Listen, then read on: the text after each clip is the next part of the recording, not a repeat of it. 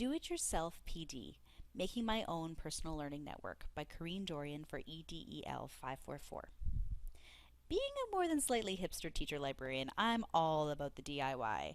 Yet I never considered how building my own personal learning network is actually an example of do-it-yourself. But now that I'm introduced to that concept, my PLN makes me even happier. I love the idea that I've actually fashioned my own network that's individualized for my own learning style. It helps me grow as an educator, and that allows me to help others grow too. Very cool. Now I'm going to complete the screencast showing how I use my iPhone 5S for PD, as this is the type of technology I use most frequently. There's something just really powerful about carrying your connection to your PLN in your pocket. So the first thing that I wanted to show is a picture of my department. These are the ladies that I'm in direct contact with all the time and who affect my professional development the most. Each of them, of course, has their own PLN, and I really like that not all of them would, if they were asked to do the same presentation, would have the same sources listed, and I think that's what's really important about PLNs, that they're unique to us and that we all come with our different sources and then we share with one. Taking a look at my iPhone's main screen, my PLN is sort of hiding out among the different folders, and weirdly most of them are not actually in my education folder. My education folder is more apps that are sort of one-hit wonders, like my schools app or my education conference app. They're all super useful, but the main tools I use are actually not education specific tools. They are multifunctional. They serve me in terms of being a teacher, but also in terms of being a friend, a reader, and genuinely curious human being. Most of them tend to be in my reading folder and inside my social folder. So those are the two that we're going to look at today. So just starting with my reading folder first, because I tend to think of them as my like filling up apps or collecting information apps. I have these nine, pardon me, as the main ones, and probably the most important is my Flipboard account.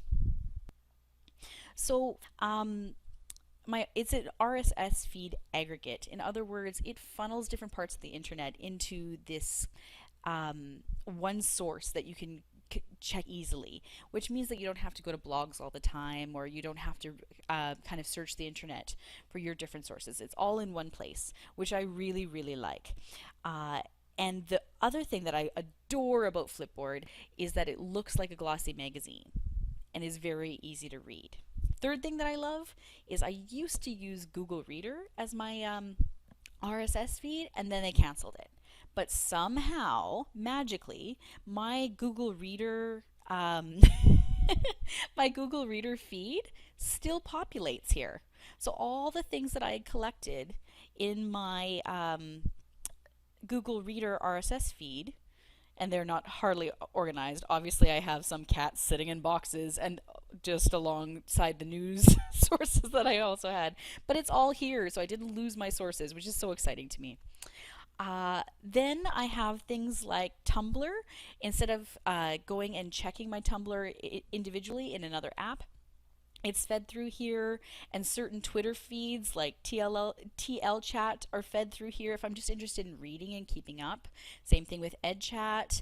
And then Jennifer Lagarde's blog, The Adventures of Library Girl, feeds through here, and The Daring Librarian, Buffy Hamilton, Joyce Valenza feeds through here. There's just a whole bunch of different things. And so this has become my daily newspaper slash magazine, where I kind of get caught up on everything.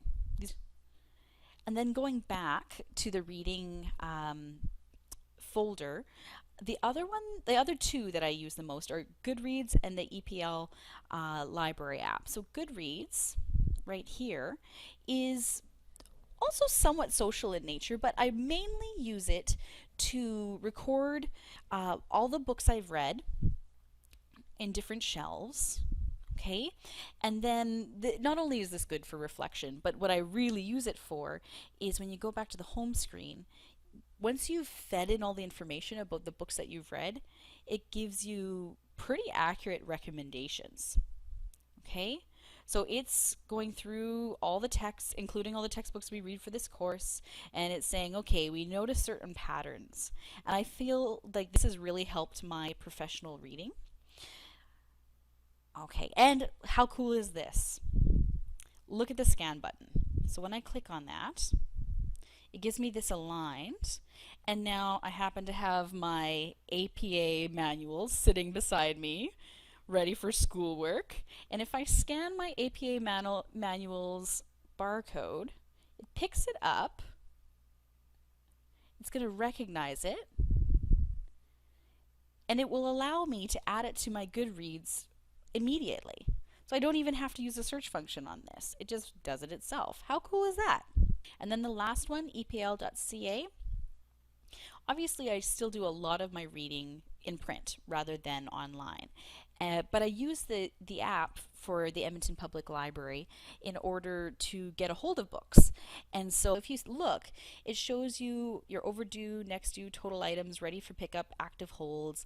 And so you can request books right on here, and then it'll tell you where you are in line and when you can pick them up. And I'm going to go back to the home screen here. Here we go, under search. They have the little scan ISBN number thing too. So when I click on that, it gives me the same thing. And if I hold up, same thing, my APA manual, and let it scan it, it'll tell me if the library has it. How cool is that? Okay, so those are my main reading apps, the ones where I collect information or get my hands on information. Moving on to the more social networks. So Facebook actually has become one of my sources that I use through the news feed, because there's a lot of different educational websites that put out updates on Facebook. Tumblr as well, as I showed you through my flipbook. And then Pinterest also is one that I use quite a bit because it's more visual, and I'm a pretty visual person. So what this allows you to do is follow other people that kind of like the same things you like, or are interested in the same things you're interested in. And then when you follow them, you see their feed, and you can collect what they have posted onto your own bulletin boards. Now, professionally, this has helped out on a couple of different occasions. For example, at my school, we have large open spaces called learning floors, and so we needed to restructure them a little while ago. And so I made this board with another staff member, and we just pinned images of things that we thought would work out in our space as a way of collaborating on it. And it really, really helped, actually. And a huge board of classroom stuff in here somewhere. There it is, yeah. Classroom ideas, all kinds of things pinned from other teachers that I follow. And then finally, the last app I want to show that I was recently introduced to that I think is really helpful is the Google Hangouts.